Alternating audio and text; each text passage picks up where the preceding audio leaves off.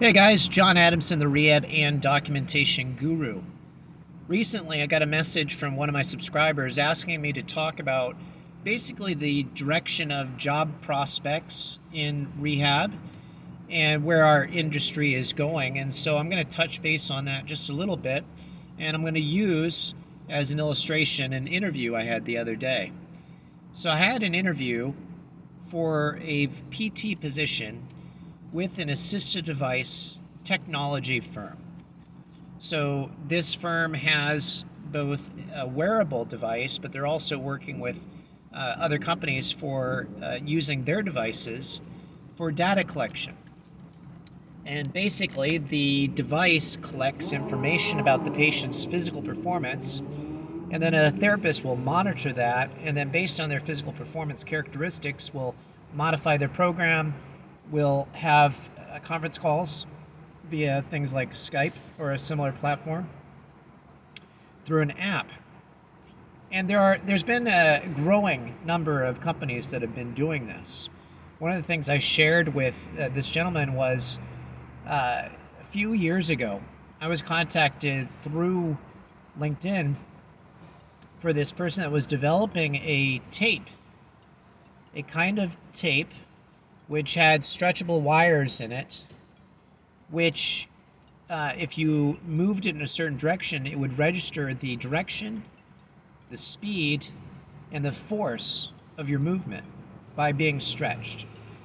It's technologies like this that I believe that when applied by people perhaps of lesser training than, let's say, DPT, and even lay people who are trained in their use, can therefore have therapists monitor the patient in various programs, movements, exercise prescriptions remotely, and make it possible that therapists not only will not need to be as hands-on as we currently are, but perhaps will increase the productivity of the individual skilled clinician and allow more reliance upon non-skilled individuals.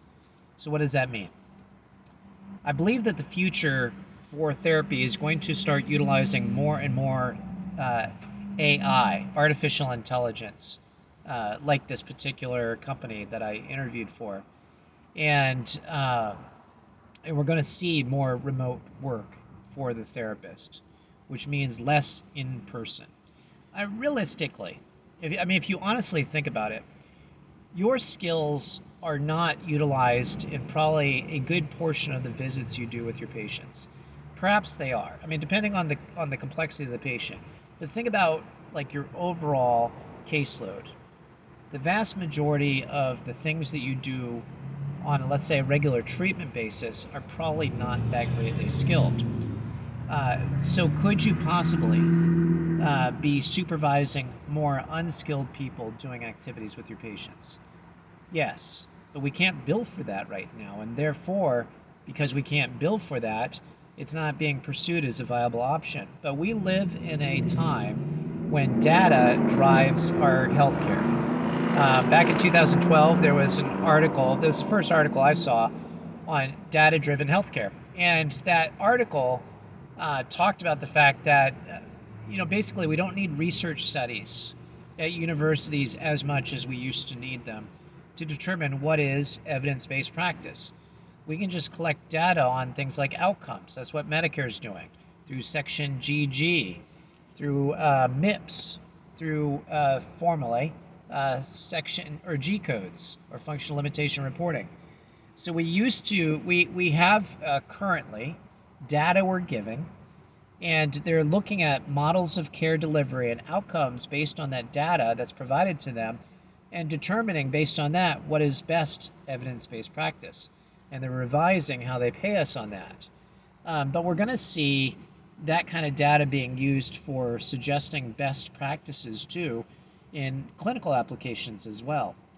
And so if I can wear a device, let's say I can wear a device on my shoulder, and I'm rehabilitating, let's say, for rotator cuff, and this device is determining that I'm not moving in certain appropriate patterns of movement for a certain activity of daily living, That data can therefore be analyzed by this artificial intelligence program and make suggestions about modifications to the activity or to the exercise program, overseen by a therapist who then can modify things and then check on the patient, like let's say once a week or even maybe less, which means less hands-on time and frankly less billing time, and reduces the overall cost of the rehabilitation, which means less money available for salaries, and you get the trend.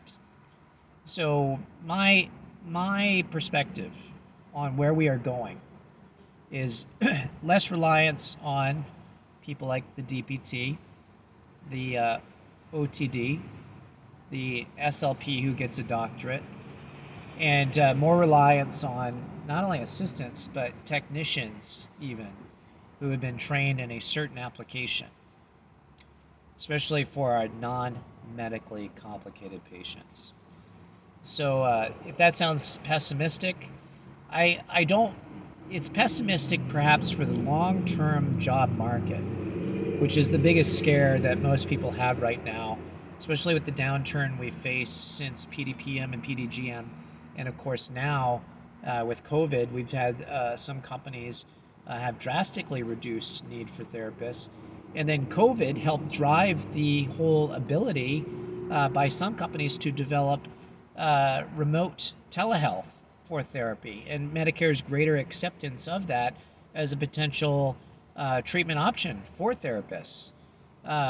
So COVID helped accelerate the potential that we will have in reduction of the need for skilled practitioners in rehab. And I'm talking more about the upper echelon. I'm talking about the DPT, OTD, and I forget what the entry-level speech therapist doctorate would be called. So with that said, if you're already in the fields, and you've got a job, you're blessed. If you're not underemployed, you're blessed. There are some areas of the country that have jobs. For example, we need a PT in the Fredericksburg, Virginia area in our home health department. So I would encourage you to check that out if you're willing to move. It's a good company. You get to work with me. I mean, think about that. Anyway, it's a good job and good bosses too. That's the big key.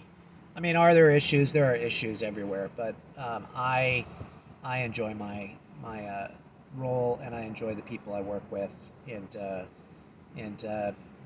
enjoying my patients. What can I say? So with that said, there are jobs right now. Will there be jobs in the future? You're going to see less and less need, especially as AI improves. And one of the things that I've seen, and this is just kind of an aside, trending, is that the company I interviewed with the other night was not primarily a rehab company. They are a technology company. And technology is jumping on this data-driven healthcare trend quite substantially. I mean, Apple started into this trend a few years ago with wearable technologies that are monitoring, heart rate, even blood pressure. I'm not sure exactly how that works without a cuff, but anyway, wearable technologies are really the way of the future. And with that, you can glean a lot of data. For example, this technology uses not only range of motion assessment, but also accelerometers in all planes. And they can tell where the patient is, even though they're wearing it on one joint. They can tell where the patient is in terms of spatial positioning and their posture. That's something.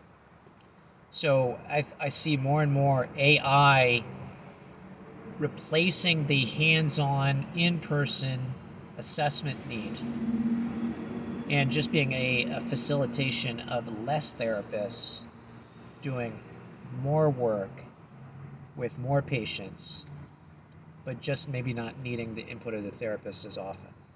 Anyway, I've killed this topic. Hope you're having a great day. Take care. God bless.